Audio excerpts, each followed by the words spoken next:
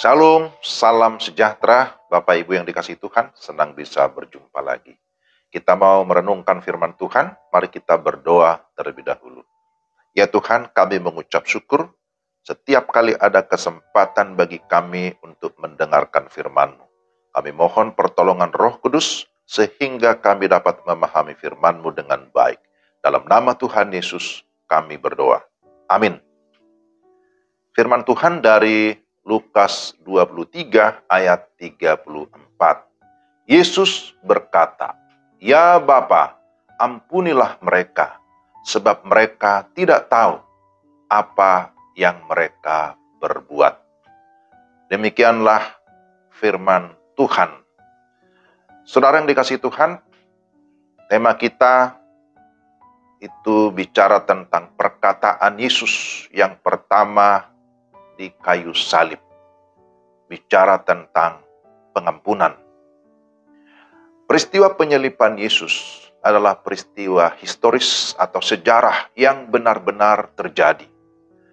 Peristiwa penyaliban bukanlah mitos atau fiksi, tetapi fakta yang dicatat di dalam Alkitab. Dan bahwa yang disalibkan adalah Yesus Kristus, bukan orang lain. Itu juga adalah fakta kebenaran yang alkitabiah. Ada 7 perkataan Yesus ketika dia berada di kayu salib. Ketujuh perkataan itu menjadi dasar renungan kita di sepanjang minggu ini dalam memperingati kesengsaraan dan kematian Yesus di kayu salib.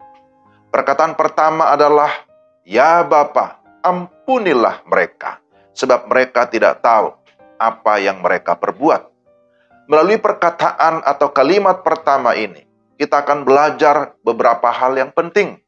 Pertama, bahwa pengampunan adalah kebutuhan utama semua orang berdosa. Alkitab mencatat bahwa semua manusia sudah berdosa, termasuk orang-orang Yahudi yang sudah menyalibkan Yesus. Mereka adalah orang-orang beragama, bahkan para pemimpin rohani.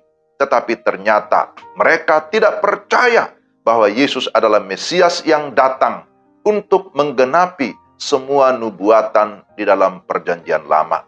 Ketika Yesus di kayu salib, maka hal pertama yang diucapkan oleh Yesus adalah doa yang begitu agung. "Ya Bapa, ampunilah mereka." Ini sekaligus merupakan doa dan kerinduan Yesus agar manusia mengalami pertobatan dan pengenalan akan Tuhan. Sebab tanpa pertobatan, tidak seorang pun yang akan mengalami pengampunan dan keselamatan. Yang kedua, pengampunan adalah bentuk kasih yang tak terbatas. Melalui perkataan ini, Yesus menyatakan kasih-Nya yang sempurna, bahwa kasih-Nya tidak terbatas, serta Yesus sedang mengajarkan orang-orang percaya atau murid-muridnya untuk memberikan pengampunan yang berlandaskan kasih. Kalau tidak ada kasih, tidak mungkin bisa mengampuni. Apalagi mengampuni orang yang membenci atau memusuhi kita. Mengharapkan pertobatan orang berdosa, itulah kasih yang sesungguhnya. Dan yang ketiga, saudara-saudara, perlu ada kesiapan mengampuni. Dan kesiapan mengampuni merupakan bukti kedewasaan iman kita. Ini merupakan aplikasi praktis di dalam kehidupan kita sebagai orang percaya. Bahwa setiap kita pasti pernah memiliki pengalaman sudah berbuat baik sebaik mungkin, tetapi pada akhirnya tidak mendapat respon atau balasan yang semestinya. Ada banyak pengalaman yang mungkin saja membuat kita menjadi marah, hati kita terasa pahit, ada dendam, ada kebencian, dan sebagainya. Tahukah kita bagaimana caranya kebencian bekerja?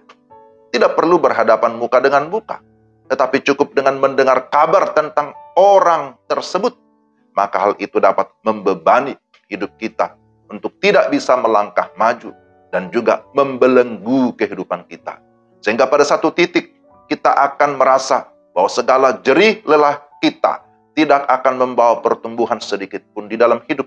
Ketika Tuhan Yesus di atas kayu salib, Dia masih memiliki kuasa untuk menyatakan murka Allah pada mereka yang telah menyalibkannya.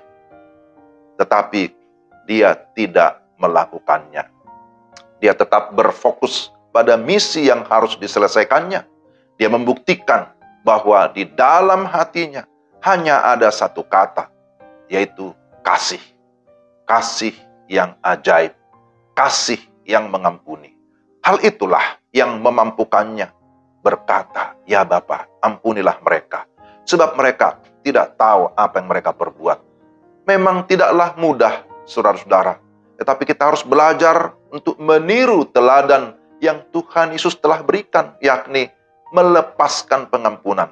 Kalau kita memutuskan untuk mau bertumbuh dewasa di dalam Tuhan, maka hiduplah di dalam pengampunan terhadap sesama. Mau memaafkan dan mau menerima orang lain yang berbeda dengan kita. Kita memohon agar kiranya Tuhan selalu memampukan kita untuk melakukan kehendak-Nya. Amin. Mari kita berdoa. Tuhan, terima kasih. Pada hari ini kami mendengarkan firman-Mu berkaitan dengan perkataan Yesus yang pertama di atas kayu salib.